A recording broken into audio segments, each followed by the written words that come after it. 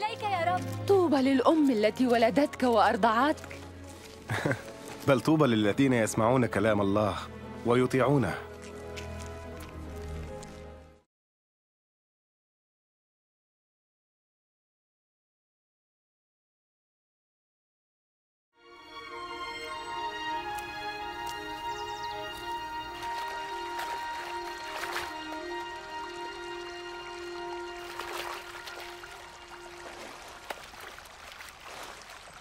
علمنا كيف نصلي كما علم يوحنا تلاميذه. متى صليتم قولوا: أبانا الذي في السماوات، ليتقدس اسمك، ليأتي ملكوتك، لتكن مشيئتك كما في السماء كذلك على الأرض. خبزنا كفافنا أعطنا اليوم، واغفر لنا خطايانا كما نغفر لمن يذنب إلينا، ولا تدخلنا في تجربة لكن نجنا من الشرير.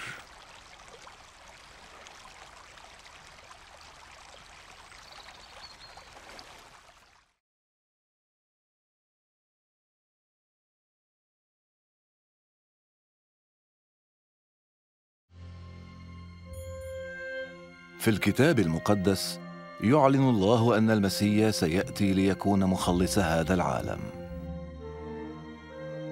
وحياة يسوع تقدم لنا الدلائل على أنه كان حقاً من تحدث عنه الأنبياء، فإشعياء تنبأ بأن العذراء ستحبل وستلد ابناً، وبعد قرون كانت ولادة يسوع تحقيقاً لهذه النبوة. أعلن الكتاب المقدس أيضاً أن القدوس المولود من العذراء سيدعى ابن الله، وهكذا كان يسوع ابناً لله، ليس من منظور جسدي طبيعي بل من ناحية روحية.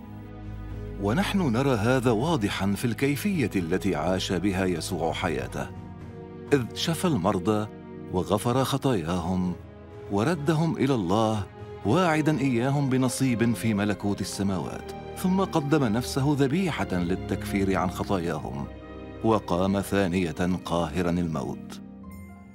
قال يسوع عن حياته: ليس أحد يأخذها مني، بل أنا أضعها من ذاتي. لم تتمم حياة يسوع نبوات الأنبياء فقط، لكنها أكدت أيضاً حق كلمة الله المقدسة، فقد قال الأنبياء قبلاً: إلى الأبد يا رب كلمتك مثبتة في السماوات. ويسوع نفسه قال: السماء والأرض تزولان لكن كلامي لا يزول. جاء يسوع ليمنحنا ملء الحياة، لكن الإنسان عصى الله في جنة عدن، مختاراً أن يحيا كما يريد، وبهذا انفصل الإنسان عن خالقه.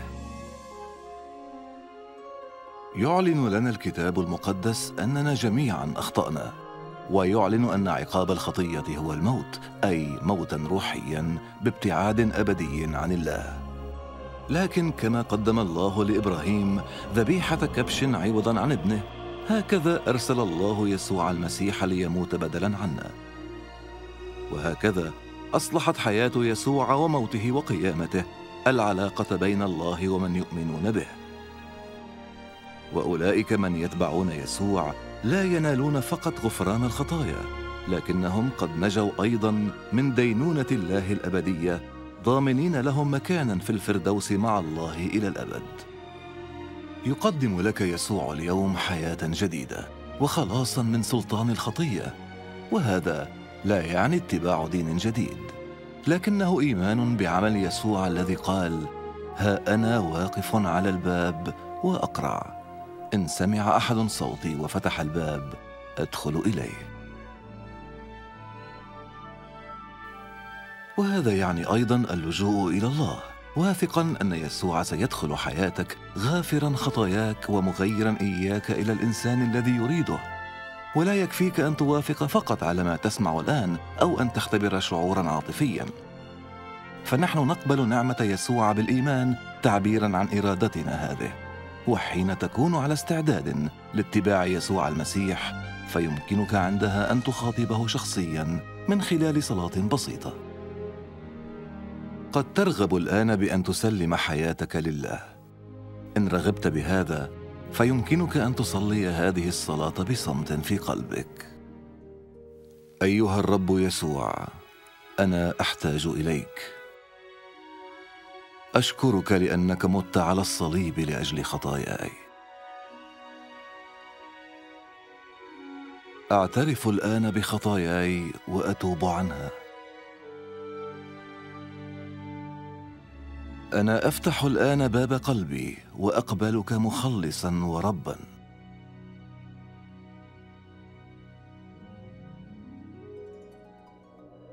أشكرك لأنك غفرت لي خطاياي ومنحتني حياة أبدية.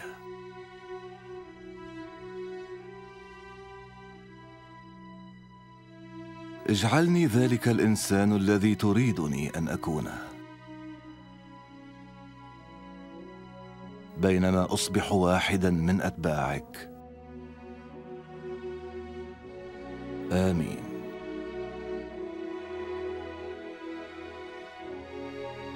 قال يسوع عمن يؤمنون به: خرافي تسمع صوتي وأنا أعرفها فتتبعني. لتختبر حياة البركة التي وعدك بها يسوع، عليك أن تتحدث إليه في كل يوم بالصلاة وأن تقرأ كلمته. أخبر عما صنعه في حياتك، والتقي بآخرين ممن أحبوه وتبعوه، وتذكر وعده الرائع: دفع إلي كل سلطان في السماء وعلى الأرض، وها أنا معكم كل الأيام إلى انقضاء الدهر.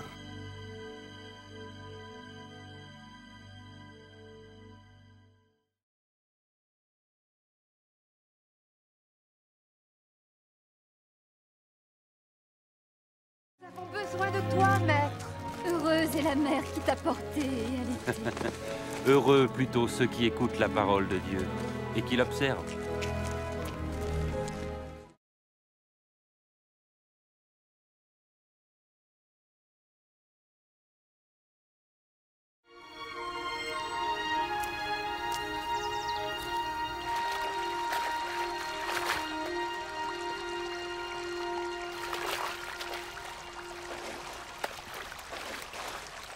Apprends-nous à prier, comme Jean l'a appris à ses disciples.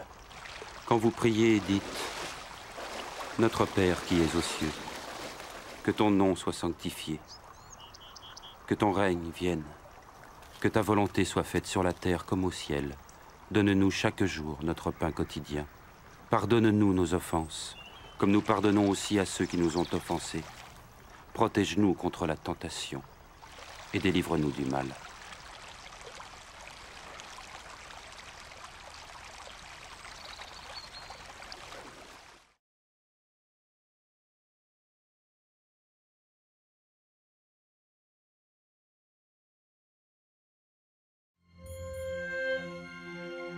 Dans les Saintes Écritures, Dieu déclare que le Messie viendrait pour être le sauveur du monde.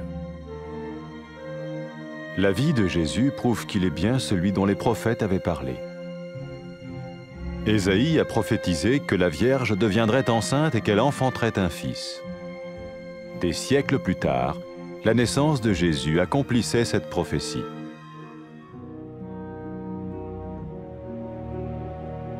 Les Saintes Écritures déclaraient que le saint à naître serait appelé le Fils de Dieu. Cela signifiait que Jésus serait le Fils de Dieu au sens spirituel et non au sens physique. Nous le voyons par sa manière de vivre. Il a guéri des malades, il a pardonné leurs péchés, les a ramenés à Dieu et leur a promis une place dans le royaume éternel de Dieu. Il s'est offert lui-même en sacrifice pour le péché à leur place. Puis il est revenu à la vie, victorieux sur la mort selon le plan de Dieu. Jésus a dit: « Personne ne me prend la vie, mais je la donne de ma propre volonté. » La vie de Jésus n'a pas seulement accompli les écrits des prophètes, mais elle a aussi confirmé la vérité de la sainte parole de Dieu.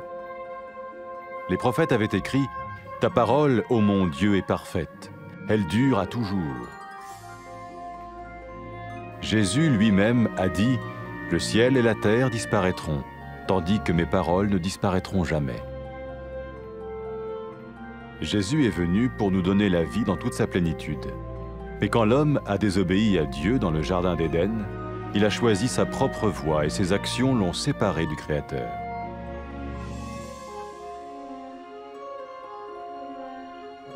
Les Saintes Écritures déclarent que tous ont péché et que le salaire que paye le péché, c'est la mort. Il s'agit de la mort spirituelle, éternelle séparation d'avec Dieu. Mais tout comme Dieu a donné un bélier pour qu'il meure à la place du fils d'Abraham, ainsi il a envoyé Jésus, le Messie, mourir à notre place. Sa vie, sa mort et sa résurrection restaurent la relation entre Dieu et tous ceux qui mettent leur confiance en lui. Maintenant, non seulement Jésus pardonne les péchés de ceux qui le suivent, mais il les sauve aussi du jugement éternel de Dieu. Ils sont sûrs d'aller au paradis et de vivre avec lui pour toujours. C'est cette vie et cette liberté de la culpabilité et du pouvoir du péché que Jésus offre à chacun aujourd'hui. Cela ne veut pas dire suivre une religion, mais choisir d'avoir foi en Jésus qui dit « Je me tiens à la porte et je frappe. Si quelqu'un entend ma voix et ouvre la porte, j'entrerai chez lui. » Cela veut dire se tourner vers Dieu et croire que Jésus vient dans nos vies pardonner nos péchés et nous rendre tels qu'il veut que nous soyons. Il ne suffit pas d'approuver intellectuellement ce qu'il dit, ni de vivre une expérience émotionnelle. Nous le recevons par grâce, au moyen de la foi, par un acte de notre volonté. Lorsque quelqu'un est prêt à suivre Jésus le Messie, il peut lui parler par une simple prière. Peut-être êtes-vous prêt maintenant à ouvrir votre vie à Dieu. Si oui, vous pouvez vous joindre à la prière suivante, silencieusement, dans votre cœur. Seigneur Jésus, j'ai besoin de toi. Merci d'être mort sur la croix pour mes péchés.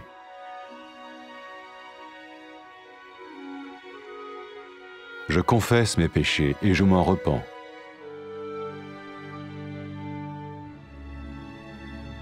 Je t'ouvre la porte de ma vie et je te reçois comme mon Sauveur et Seigneur.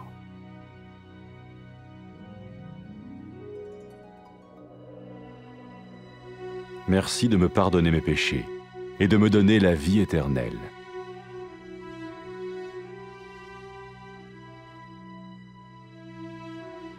Fais de moi le genre de personne que tu veux que je sois. Maintenant que je deviens l'un de ceux qui te suivent. Amen.